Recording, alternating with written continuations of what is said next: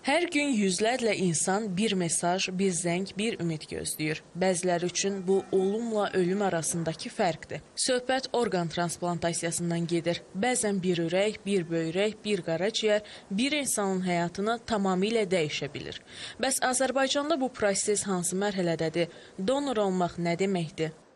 Alternativ donor hovuzuna mütləq şəkildə müraciət olunmalıdır. Ən əsas alternativ donor hovuzu beyin ölümü həyata keçmiş insanlardan, yəni meyidlərdən alınmış orqanlardan aparılan transplantoloji əməliyyatlardır.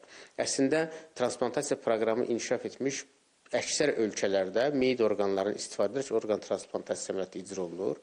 Biz də artıq bu işə start vermişik, başlamışıq. Çünki bir neçə il əvvəl insan orqan toxumlarının transplantasiya haqqında qanunumuz yeniləndi.